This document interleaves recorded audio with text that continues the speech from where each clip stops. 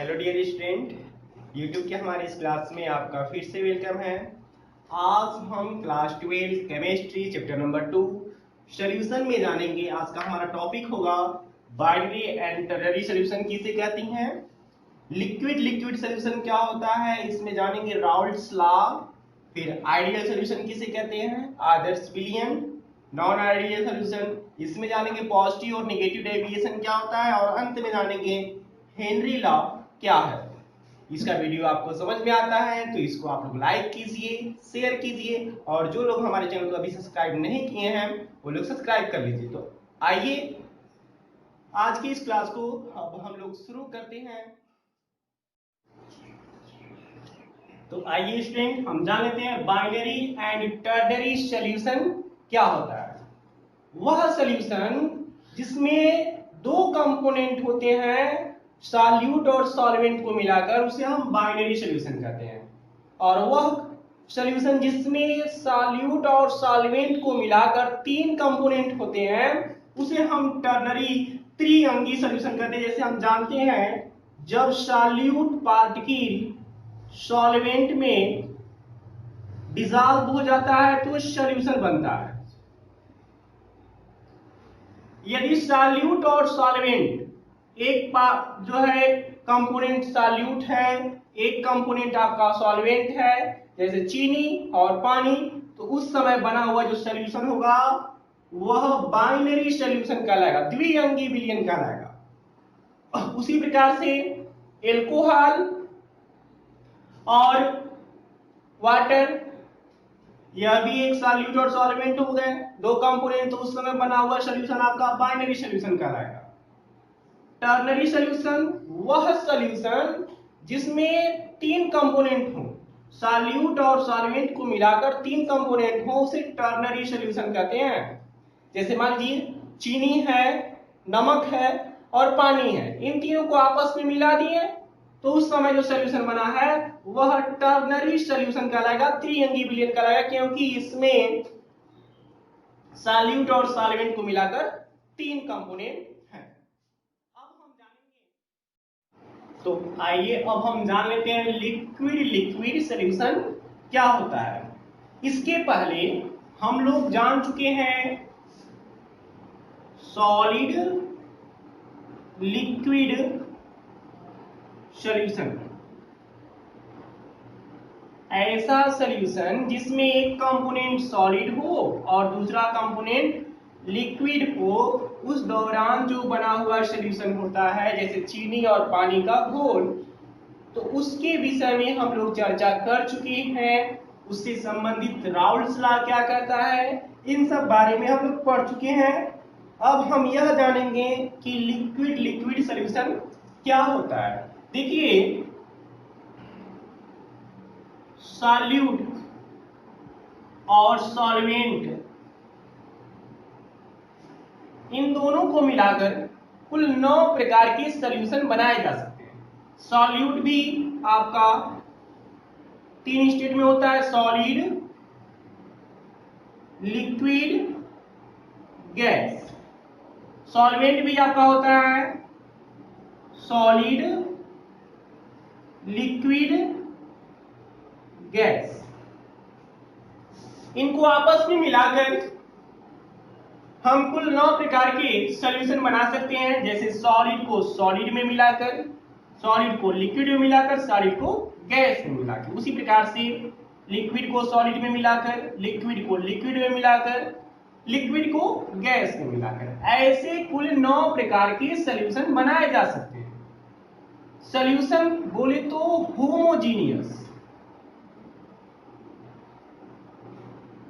जितने homogeneous mixture होते हैं उन सबको हम सॉल्यूशन कहते हैं। लेकिन इसमें जो सॉलिड लिक्विड का सॉलिड और गैस का कॉम्बिनेशन होता है, ऐसा सॉल्यूशन जिसमें सॉल्वेंट गैस हो और सॉलिड सॉल्यूट हो, तो यह सॉल्यूशन जो है होमोजीनियस नहीं होता, यह हेट्रोजीनियस मिक्सचर होता है। तो इसमें 9 में से एक यदि हम हटा दें तो कुल 8 प्रकार के सॉल्यूशन जो है होमोजीनियस सॉल्यूशन होते हैं। इसमें सॉलिड और लिक्विड, सॉलिड और लिक्विड क्या होता है इसके विषय में हम लोग पढ़ चुके हैं। अब हम लोग जानेंगे लिक्विड लिक्विड सॉल्यूशन क्या होता है, और बचे हुए 9 में से हम लोग 2 जान चुके हैं, एक जान चुके हैं सॉलिड लिक्विड, और जानने जा रहे हैं लिक्विड लिक्विड। अब बचे 7 सॉल्यूशन, तो इन सब विषय में हमें चर्चा नहीं करना है। तो आइए अब हम जानते हैं कि लिक्विड लिक्विड सॉल्यूशन क्या होता है।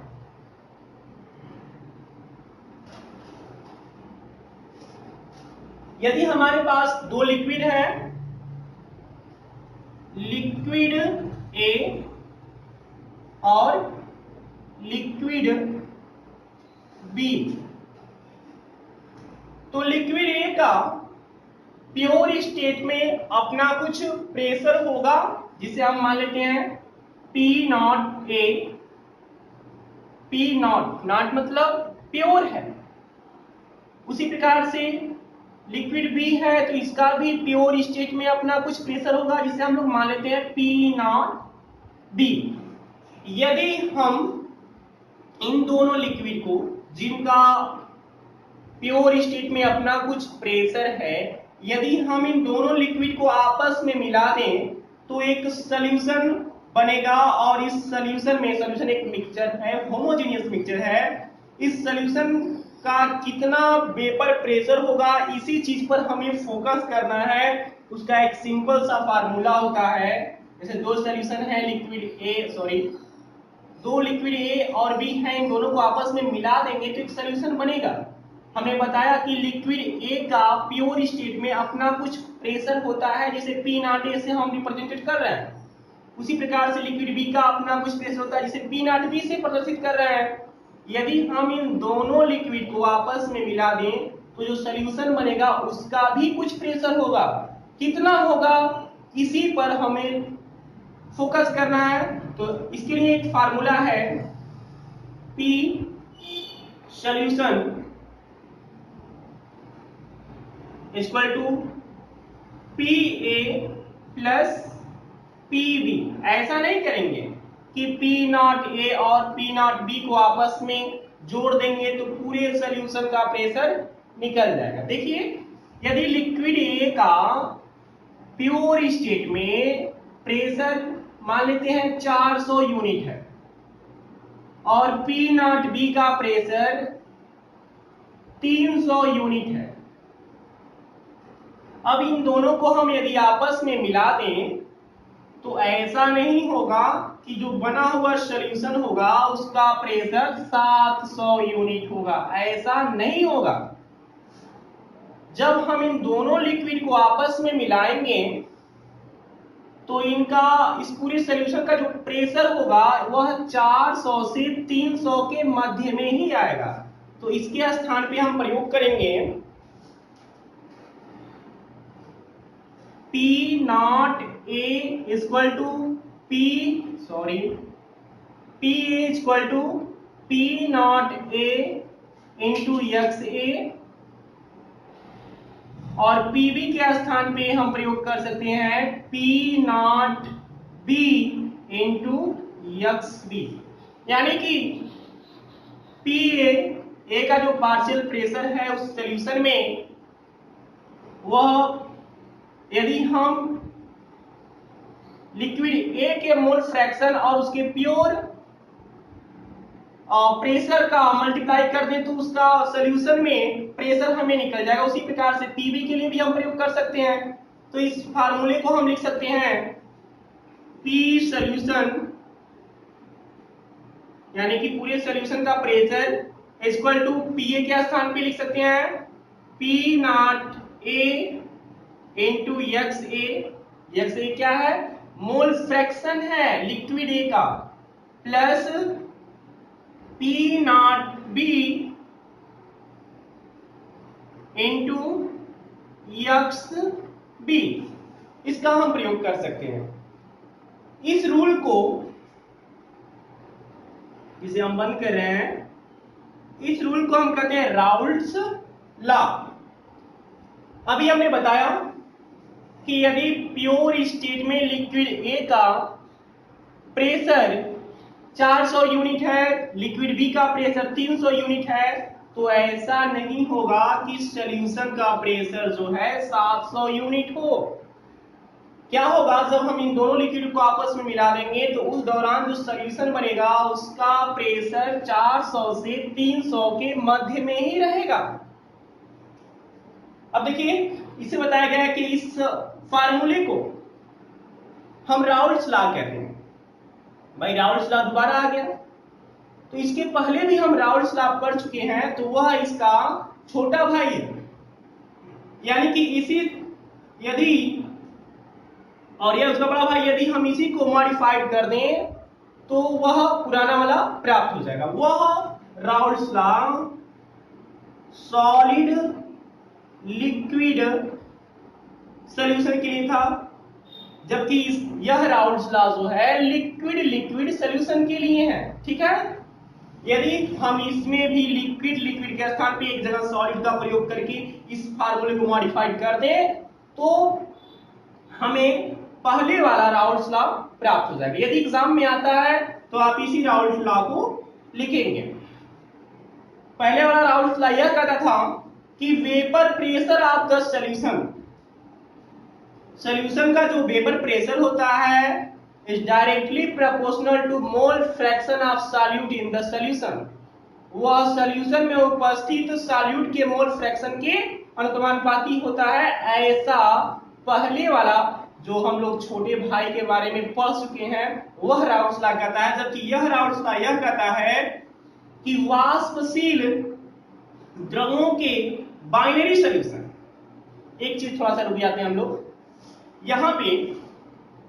बाइनरी सॉल्यूशन मतलब ऐसे सॉल्यूशन जिसमें दो कंपोनेंट हो, सॉलिड और सॉल्यूट और सॉल्वेंट को मिलाकर। यदि 3 है तो टर्नरी कहलाएगा, 4 है तो क्वाटरनरी कहलाएगा। जैसे यहाँ पे पीए पीबी पीसी का भी हम प्रयोग कर सकते हैं इस राउल्ट्स लॉ से। तो यहाँ पे क्या हो जाएगा, plus P naught C into X C, ऐसे पीडी भी कर सकते हैं। तो हमें बाइनरी सॉल्यूशन के लिए पढ़ना है, द्विअंगी विलयन के लिए पढ़ना है, तो हम केवल यहाँ पे पी ए प्लस पीबी का ही उपयोग करेंगे। इसे मिटा देते हैं। अब सुनिए इसका डिफिनेशन क्या कहता है राउल्ट्स लॉ। वाष्पशील द्रवों वोलेटाइल लिक्विड के बाइनरी सॉल्यूशन के प्रत्येक घटक का विलयन के ऊपर आंशिक दाब विलयन में उसके मोल फ्रैक्शन के अनुक्रमानुपाती होता है। आइए इसे हम समझते हैं।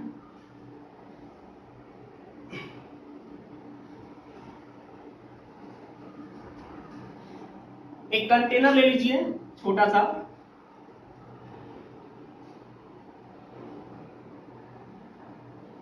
इस कंटेनर में लिक्विड ए और लिक्विड पी भर दीजिए। हम इस कंटेनर में लिक्विड ए और लिक्विड बी लिए हैं, तो लिक्विड ए का कुछ मोल फ्रैक्शन लिए होंगे, कुछ मोल लिए होंगे। इसे मोल फ्रैक्शन ए मान लेते हैं एक्स ए। लिक्विड स्टेट में लिक्विड बी का मोल फ्रैक्शन एक्स बी मान लेते हैं। ऊपर से इस कंटेनर को हम बंद कर देते हैं ताकि जब हम इस लिक्विड को हीट करें तो जो वेपर बने वह इसमें से भाग ना पाए, वह इसी के अंदर ही कंटेनर के अंदर रह जाए। उस दौरान इस लिक्विड के ऊपर खाली स्थान में जो वेपर बनेंगे वह भी क्या है, एक मिक्सर ही है। यह भी होमोजीनियस सॉल्यूशन है। इसमें लिक्विड ए के भी मॉलिक्यूल होंगे और लिक्विड बी के भी मॉलिक्यूल होंगे। तो देखिए लिक्विड स्टेट में लिक्विड ए के कितने मोल हैं, लिक्विड बी के कितने मोल हैं, इसे हम आसानी से निकाल सकते हैं, क्योंकि लिक्विड स्टेट में हमने कितना मिलाया, कितना ml लिया, कितना मोल लिया, यह हमको मालूम। लेकिन जो वेपर बन रहे हैं इसमें लिक्विड ए के कितने वेपर हैं, लिक्विड बी के कितने वेपर हैं, इसे जानना इतना आसान नहीं है। इसे निकालने के लिए एक रूल्स है जैसे मान लीजिए इसमें लिक्विड ए का जो वेपर बना है उसके मोल फ्रैक्शन को YA से मान लेते हैं, और जो B है B के वेपर B के मोल फ्रैक्शन को हम लोग YB से मान लेते हैं। यदि हमें वेपर फेज में लिक्विड ए का मोल फ्रैक्शन निकालना है तो इसके लिए एक फार्मूला है YA equal to PA upon P solution. ठीक है, इस फार्मूले के माध्यम से हम वेपर फेज में लिक्विड ए के या लिक्विड बी के कितने मॉलिक्यूल हैं, कितने मोल है, इसकी गणना कर सकते हैं। यहाँ पे हम लिख सकते हैं YA इक्वल टू PA के स्थान पे P not A into XA upon P solution में, यानी कि ये B होगा और B भी होगा, तो यहाँ पे लिखेंगे P not A into XA plus P not B into XB। उसी प्रकार से यदि इस कंटेनर में ऊपर जो लिक्विड बी का जो वेपर बना है YB का यदि मोल फ्रैक्शन ज्ञात करना है तो YB के स्थान पर लिखेंगे YB equal to PB upon P solution, और इसके स्थान पे हम लिख सकते हैं YB इक्वल टू PB के स्थान पे लिखेंगे क्या P नॉट B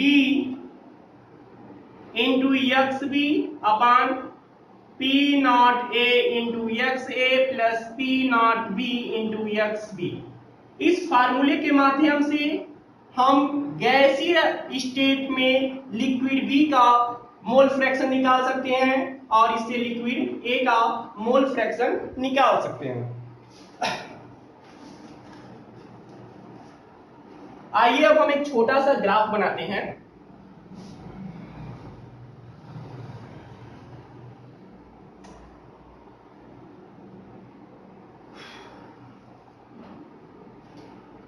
हम जानते हैं कि PA equal to P not A into XA होता है,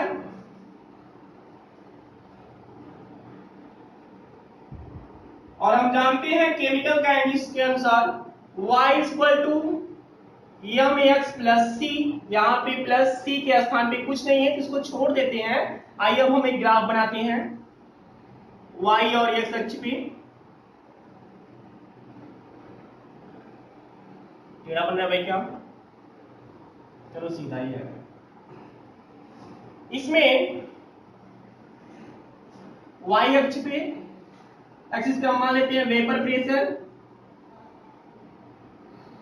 प्रेशर और X अक्ष पे हम लोग मोल फ्रैक्शन ले लेते हैं। ठीक है, मान लेते हैं यहाँ पे A का प्रेशर और यहाँ पे A का मोल फ्रैक्शन। यहाँ पे मान लेते हैं X मोल फ्रैक्शन की मिनिमम वैल्यू 0 होती है और मैक्सिमम वैल्यू कितनी होती है? 1 होती है।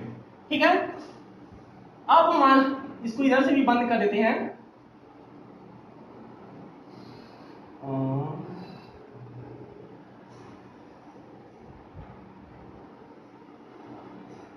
अब इसमें देखिए, यदि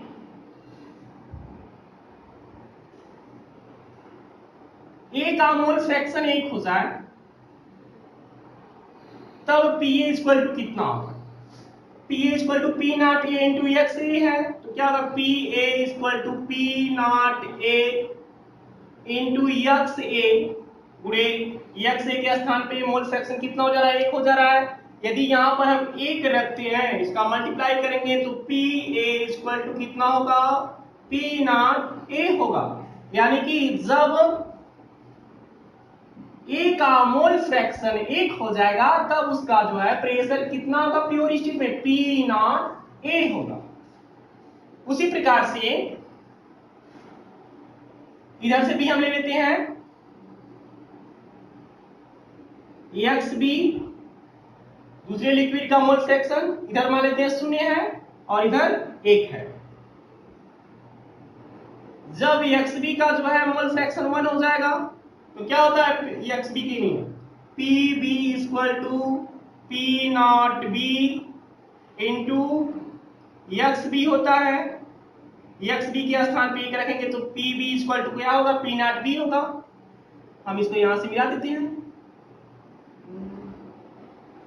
सीधा होना चाहिए, टेढ़ा हो गया अलग, रुक जाए सीधा कर देते हैं। ओहो,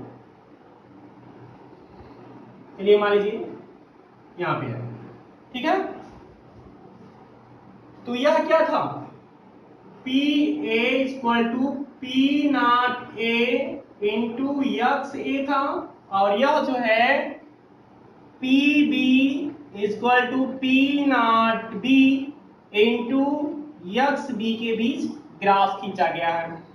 जैसे यहां पे क्या है आपका पी नॉट बी। अब देखिए एक मानक मान लेते हैं कि प्योर स्टेट में लिक्विड ए का प्रेशर पी नॉट ए 400 है यूनिट, और इसका कितना है पीबी का 300 यूनिट है, ठीक है। अब उसके बाद से सॉल्यूशन में क्या होगा, इसको हम मिला लेते हैं डॉटेड लाइन से।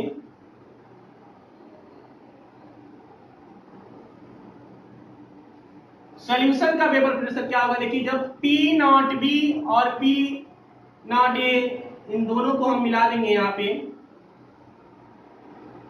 तो क्या होगा पी ऑफ द सॉल्यूशन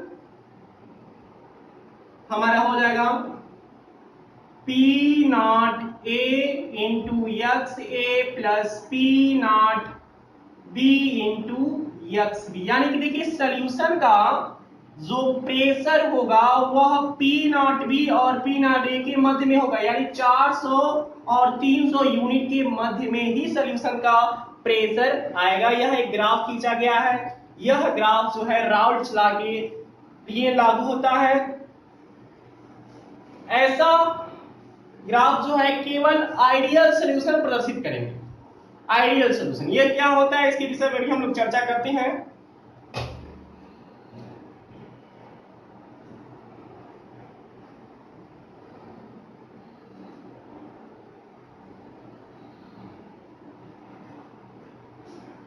आइए अब हम जान लेते हैं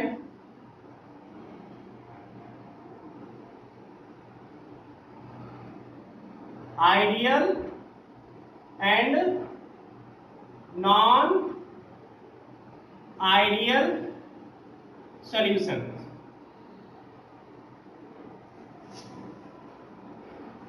ऐसा सॉल्यूशन जो राउल्ट लॉ का पालन करता है, यानी कि इस ग्राफ पर पूरा बैठ जाता है, फिट करता है इस पे। जैसे यह ग्राफ किसके बीच खींचा गया है, पी ए पी बी के बीच खींचा गया है, दो लिक्विड के बीच। तो यदि इस ग्राफ के ऊपर कोई ऐसा सॉल्यूशन है, दो लिक्विड को आपस में मिला रहे हैं और सॉल्यूशन बन रहा है, और वह सॉल्यूशन यदि इस ग्राफ का राउल्ट्स के नियम का पूर्णतः पालन कर रहा है, तो वह सॉल्यूशन आइडियल सॉल्यूशन कहलाएगा, आदर्श विलयन कहलाएगा। और जो इस नियम का पालन नहीं करेगा वह कहलाएगा नॉन आइडियल सॉल्यूशन, अनादर्श भी। इसके लिए 3 नियम है, हम जान लेते हैं। P solution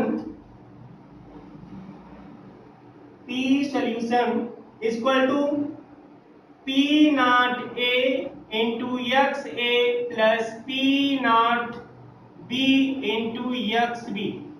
दूसरा है P solution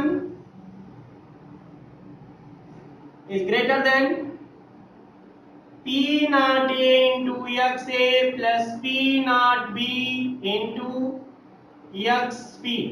तीसरा है P solution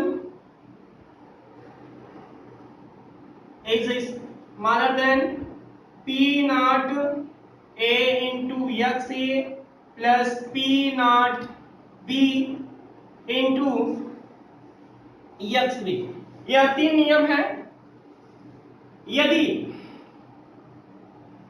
कैलकुलेटेड वैल्यू जो प्रेशर की है यह सॉल्यूशन के बराबर होती है, सॉल्यूशन के प्रेशर के बराबर होती है, तो वह विलयन आदर्श विलयन आइडियल सॉल्यूशन कहलाएगा। यह राउल्ट्स लॉ का पालन कर रहा है।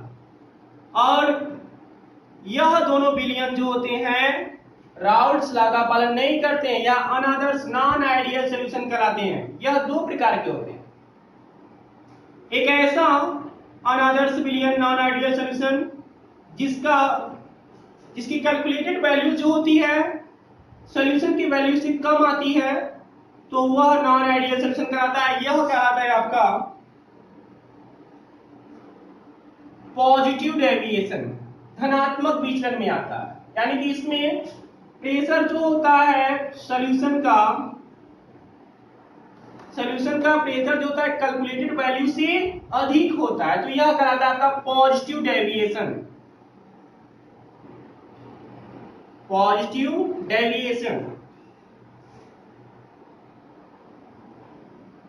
धनात्मक विचलन करते हैं। और इसमें क्या है कि कैलकुलेटेड वैल्यू जो है सॉल्यूशन के वैल्यू से अधिक है, यानी कि सॉल्यूशन का वैल्यू कम है, तो यह कहलाएगा आपका नॉन आइडियल सॉल्यूशन में निगेटिव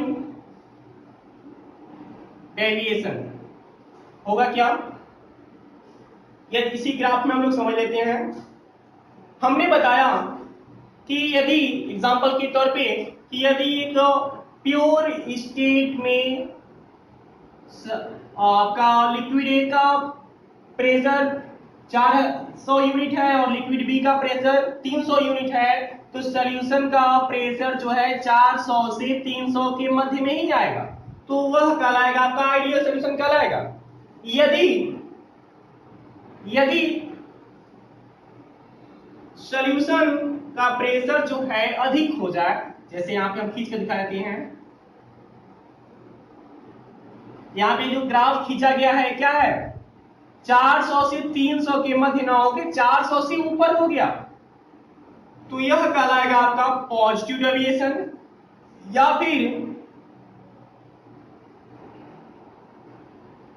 300 से नीचे हो गया तो यह कहलाएगा आपका निगेटिव डेविएशन। यानी कि इस ग्राफ के में 400 और 300 की रेंज में न रह के उसके ऊपर या नीचे चला जाएगा, तो वह कहलाएगा आपका पॉजिटिव और नेगेटिव डेविएशन, जैसा कि ग्राफ में समझाकर दिखाया गया है।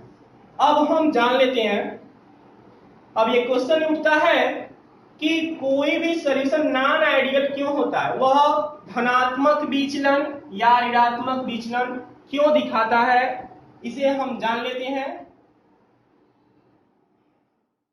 आइए अब हम जान लेते हैं कि नॉन आइडियल सॉल्यूशन कोई विलयन क्यों होता है। जैसा कि आपको बताया गया है कि जब विलयन का प्रेशर कैलकुलेटेड प्रेशर के बराबर होता है, राउल्ट्स लॉ के नियम का पालन करता है, तो वह विलयन आपका आइडियल कहलाता है। और जो पालन नहीं करता है वह नॉन आइडियल कहलाता है। नॉन आइडियल दो प्रकार का होता है, एक पॉजिटिव डेविएशन शो करने वाला, एक नेगेटिव डेविएशन शो करने वाला। पॉजिटिव डेविएशन कौन शो करेगा, जिस विलयन का प्रेशर जो है कैलकुलेटेड प्रेशर से अधिक होगा वह पॉजिटिव डेविएशन शो करेगा, यानी कि इसमें विचलन जो होगा वह धनात्मक होगा, जितना हम वैल्यू कैलकुलेट करेंगे उससे अधिक आएगा। निगेटिव में क्या होगा, यदि सॉल्यूशन का प्रेशर जो है कैलकुलेटेड वैल्यू से कम आता है तो वह निगेटिव डेविएशन शो करेगा। तो हम जान लेते हैं कि कोई भी सॉल्यूशन नॉन आइडियल क्यों होता है। जैसे मान लीजिए हमारे पास दो लिक्विड हैं, लिक्विड ए और लिक्विड बी। लिक्विड ए में ए के ढेरों सारे मॉलिक्यूल होंगे और लिक्विड बी में भी बी के ढेरों सारे मॉलिक्यूल होंगे। लिक्विड ए में जो ए के मॉलिक्यूल हैं यह आपस में जुड़े हुए हैं, इनके बीच एक अट्रैक्शन फोर्स कार्य कर रहा है। मान लेते हैं कि ए और ए के बीच फोर्स ऑफ अट्रैक्शन 10 यूनिट का है। उसी प्रकार लिक्विड बी में जो बी के मॉलिक्यूल है इनमें बी और बी के बीच भी अट्रैक्शन फोर्स कार्य कर रहा है और इनके बीच जो फोर्स ऑफ अट्रैक्शन है इसको भी मान ले रहे हैं 10 यूनिट है, यानी कि इस अट्रैक्शन फोर्स को तोड़ने के लिए हमें 10 यूनिट एनर्जी देनी पड़ रही है। ठीक है, अब यदि हम इन दोनों लिक्विड को आपस में मिला दे रहे हैं, एक कंटेनर में इन दोनों लिक्विड को हम आपस में मिला दिए, तो इसमें क्या है, इसमें लिक्विड ए और बी सब हैं, ए और बी सब है। तो इसमें क्या होगा, फोर्स ऑफ अट्रैक्शन ए और ए के बीच भी है, फोर्स ऑफ अट्रैक्शन बी और बी के बीच भी है, और एक न्यू फोर्स आ गया किसके बीच, ए और बी मॉलिक्यूल। जब इन दोनों लिक्विड को आपस में मिला देंगे तो उसमें ए और ए के बीच अट्रैक्शन फोर्स होगा ही होगा, बी और बी लिक्विड मॉलिक्यूल्स के बीच भी अट्रैक्शन फोर्स होगा। एक नया अट्रैक्शन फोर्स आएगा किसके मध्य, ए और बी के मध्य। ठीक है, मान लेते हैं इनके बीच, ए और बी के बीच जो न्यू अट्रैक्शन फोर्स हुआ है, न्यू मॉलिक्यूल्स बने हैं, इनके बीच जो अट्रैक्शन फोर्स है इसे तोड़ने के लिए हमें 16 यूनिट की एनर्जी लग रही है। पहले जो है ए और ए को तोड़ने के लिए 10 यूनिट की एनर्जी लगती थी, कम एनर्जी लगती थी और कम ही एनर्जी पे के मॉलिक्यूल्स टूट जाते थे और आसानी से वेपोराइज हो जाते थे, वाष्पित हो जाते थे। यहां पे क्या है, लिक्विड ए लिक्विड बी को हम आपस में मिलाएं तो एक ऐसा मॉलिक्यूल आया जो ए और बी है, इसमें नया अट्रैक्शन फोर्स कार्य कर रहा है, इसमें 16 यूनिट का अट्रैक्शन फोर्स है।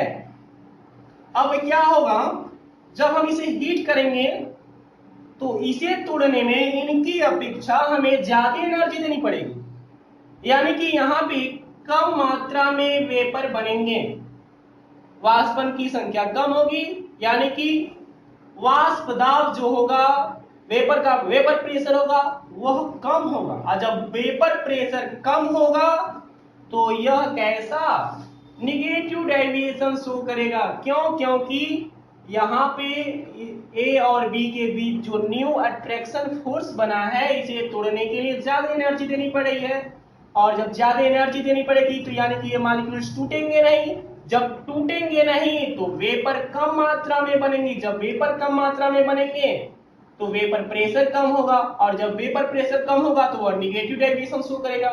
ठीक है, अब यदि हम ऐसा लिक्विड ले रहे हैं, जैसे लिक्विड ए और बी ही है, इनके बीच ए और ए के बीच 10-10 यूनिट का जो है फोर्स ऑफ अट्रैक्शन है, इन्हें मिला देने के बाद ए और बी जो न्यू मॉलिक्यूल्स बन रहे हैं, जो न्यू बॉन्ड बन रहा है, न्यू अट्रैक्शन फोर्स बन रहा है, इनके बीच 16 यूनिट का नहीं बल्कि मान लेते हैं 3 या 4 यूनिट का अट्रैक्शन फोर्स है। भाई पहले तोड़ने में 10 यूनिट देना पड़ता था, अब तोड़ने में कितना यूनिट देना पड़ा, 4 ही यूनिट एनर्जी देनी पड़ेगी, एनर्जी कम देनी पड़ रही है, तो यह जल्दी से वाष्पित होंगे, जल्दी से वाष्पित होंगे तो वेपर ज्यादा बनेगा, वेपर ज्यादा बनेगा तो वेपर प्रेशर ज्यादा होगा, और जब वेपर प्रेशर ज्यादा होगा तो यह कैसा जो है डेविएशन शो करेंगे, पॉजिटिव डेविएशन शो करेंगे, यानी कि सॉल्यूशन का जो है वेपर प्रेशर बढ़ गया, पॉजिटिव डेविएशन शो करेंगे। ठीक है, आइए हम इसे अब एग्जांपल के माध्यम से समझते हैं।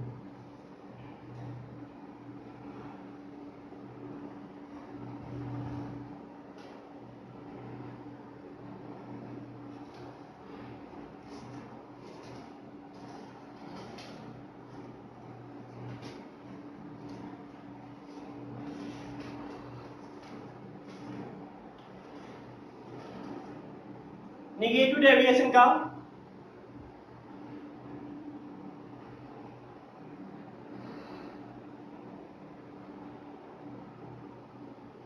एग्जाम्पल, जैसे क्लोरोफॉर्म है, क्लोरोफॉर्म जिसका सूत्र होता है CHCl3, क्लोरोफॉर्म है और एसीटोन है, CH3COCH3, ठीक है। क्लोरोफॉर्म मॉलिक्यूल आपस में, यह क्लोरोफॉर्म का सूत्र है और यह आपका एसीटोन है। क्लोरोफॉर्म के मॉलिक्यूल आपस में वीकली जुड़े होते हैं क्योंकि इनके बीच जो फोर्स ऑफ अट्रैक्शन होता है वह कम होता है। एसीटोन के भी मॉलिक्यूल आपस में जो है वीकली जुड़े होते हैं क्योंकि इनके बीच, इनके एसीटोन अणुओं के बीच भी फोर्स ऑफ अट्रैक्शन कम होता है। लेकिन जब इन दोनों को आपस में मिला दिया जाता है, क्लोरोफॉर्म और एसीटोन, इन दोनों लिक्विड को आपस में जब मिला दिया जाता है तो उस समय जो सॉल्यूशन बनता है, उस सॉल्यूशन के बीच जो न्यू फोर्स ऑफ अट्रैक्शन आता है क्लोरोफॉर्म और एसीटोन के मध्य, वह बढ़ जाता है, जिससे यह निगेटिव डेविएशन शो करते हैं। ऐसा क्यों, देखिए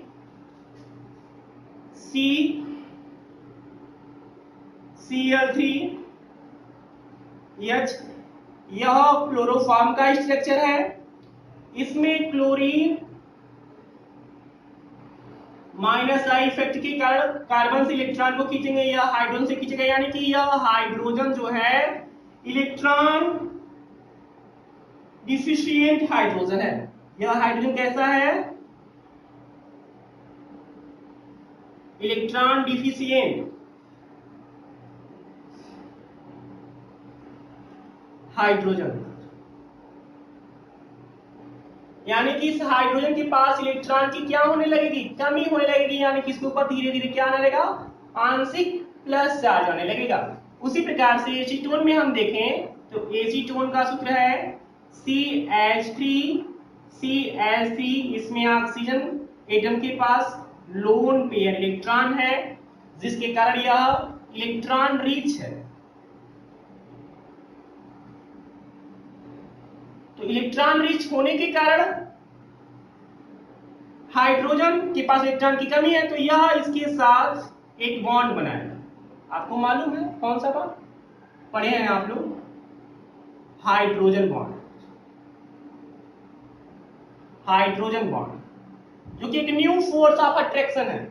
पहले बताया गया कि क्लोरोफॉर्म और एसीटोन के मध्य जो फोर्स ऑफ अट्रैक्शन था वे आपस में वीकली जुड़े हुए थे, लेकिन जब इन दोनों को आपस में मिलाकर हम सॉल्यूशन बनाएंगे तो एक न्यू फोर्स ऑफ अट्रैक्शन बन रहा है, एक न्यू बॉन्ड बन रहा है। कौन सा बॉन्ड, हाइड्रोजन बॉन्ड, जिससे फोर्स ऑफ अट्रैक्शन बढ़ जाएगा। यानी कि अब जब हम हीट देंगे तो जितना आसानी से क्लोरोफॉर्म आपस में टूटकर वेपर बन जाते थे, उतना आसानी से क्लोरोफॉर्म और एसीटोन नहीं टूटेंगे क्योंकि इसमें हाइड्रोजन बॉन्ड बन गया। अब जब टूटेंगे नहीं तो वेपर कम मात्रा में बनेंगे और वेपर कम मात्रा में जब बनेंगे तो वेपर प्रेशर भी कम होगा। यानी कि यह क्लोरोफॉर्म और एसीटोन का जो मिक्सर होगा, जो सॉल्यूशन होगा, वह नेगेटिव डेविएशन शो करेगा। उसी प्रकार से H2O और HNO3 का सॉल्यूशन, इन दोनों को आपस में जब मिला देंगे तो इनका भी सॉल्यूशन जो है नेगेटिव डेविएशन शो करेगा। और एक और एग्जांपल, जल और हाइड्रोक्लोरिक एसिड का मिक्सचर भी जो है यह नेगेटिव डेविएशन शो करेगा क्योंकि H+ साइन देते हैं। ठीक है, अब हम जान लेते हैं पॉजिटिव डेविएशन क्या होता है।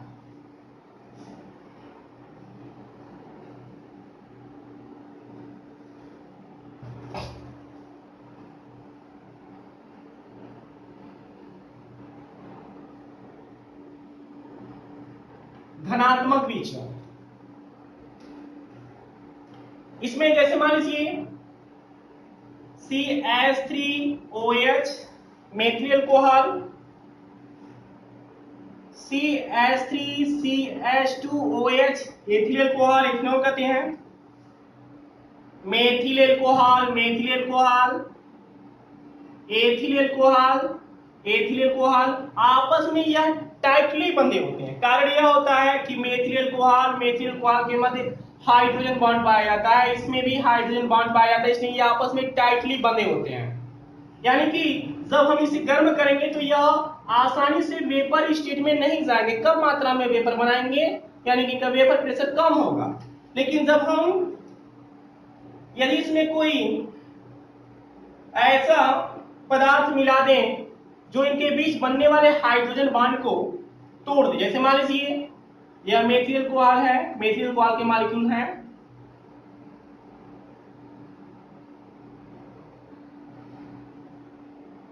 यह आपस में हाइड्रोजन बॉन्ड के द्वारा टाइटली जुड़े हुए हैं। यदि हम इसमें कोई ऐसा सब्सटेंस मिला दें जैसे CH2 कार्बन डाइसल्फाइड या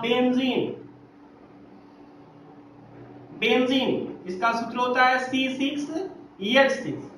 तो जब हम इन सब्सटेंसों को इसमें मिला देंगे तो यह उस स्थान पे जाके फिट हो जाएंगे कि हाइड्रोजन बॉन्ड को बनने ही नहीं देंगे। जब हाइड्रोजन बॉन्ड नहीं बनेगा, फोर्स ऑफ अट्रैक्शन पहले की अपेक्षा कम हो जाएगा, तो कम ही एनर्जी देंगे, जल्दी से यह वेपराइज्ड हो जाएंगे, ज्यादा मात्रा में वाष्प बनाएंगे। तो जब ज्यादा मात्रा में वाष्प बनाएंगे तो वेपर बढ़ जाएगा, वेपर प्रेशर बढ़ जाएगा, और जब वेपर प्रेशर बढ़ जाएगा तो यह पॉजिटिव एडिशन शो करेंगे। ठीक है, अब हम जान लेते हैं आइडियल सॉल्यूशन क्या होता है। अब तक तो हम लोगों ने जाना कि नॉन आइडियल सॉल्यूशन में नेगेटिव और पॉजिटिव डेरिवेशन क्या होता है। अब थोड़ा सा हम जान लेते हैं आइडियल सॉल्यूशन।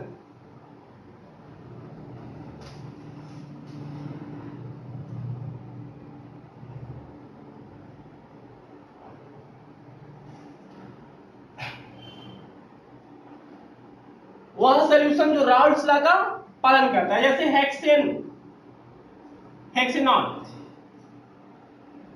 हेक्सेनॉल और हेप्टेनॉल। हेक्सेनॉल का फॉर्मूला होता है CH3CH2CH2CH2CH2CH2 कितने कार्बन में? 6 कार्बन को हम लोग हेक्स कहते हैं।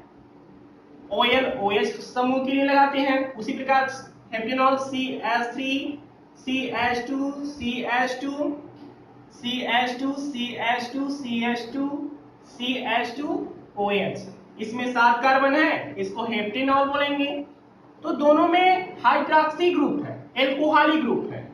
इन दोनों की प्रॉपर्टीज एक जैसी है, और यदि हम इन दोनों लिक्विड को आपस में मिला देते हैं तो उस समय जो सॉल्यूशन बनेगा उसमें कुछ ज्यादा अंतर नहीं होगा, उनके प्रेशर में भी कोई अंतर नहीं होगा, यानी कि वे राउल्ट्स लॉ का पालन करेंगे, इसलिए यह आइडियल सॉल्यूशन कहलाएंगे। उसी प्रकार से क्लोरोहेक्सेन और क्लोरोहेप्टेन, यानी OH के स्थान पे Cl लगा दें, OH के स्थान पे Cl लगा दें, यह आपका क्लोरोहेक्सेन है, यह आपका क्लोरोहेप्टेन है। यदि इन दोनों को आपस में मिला दें तो भी वह सॉल्यूशन जो बनेगा वह आइडियल सॉल्यूशन होगा, क्योंकि इनकी प्रॉपर्टीज एक जैसी, इनके प्रेशर भी एक जैसे हैं। इन दोनों को आपस में मिलाएंगे तो इनके प्रेशर में कोई परिवर्तन नहीं होता, इसलिए यह आइडियल सॉल्यूशन कहलाते हैं। आइए हम अंतिम चीज जान लेते हैं, हेनरी लॉ क्या कहता है।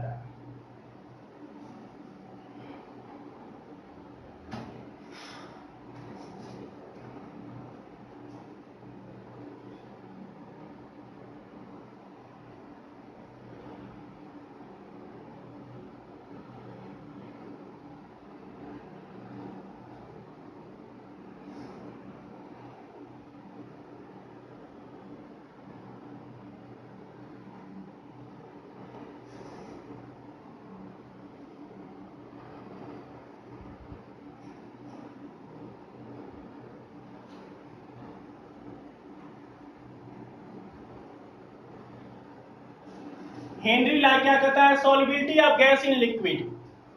प्रयोगों द्वारा गैसों की द्रव में विलीयता और उसके आंशिक दाब में संबंध ज्ञात किया हेनरी ने सन 1801 ईस्वी में, और एक नियम प्रस्तुत किया जिसे हम हेनरी का नियम कहते हैं।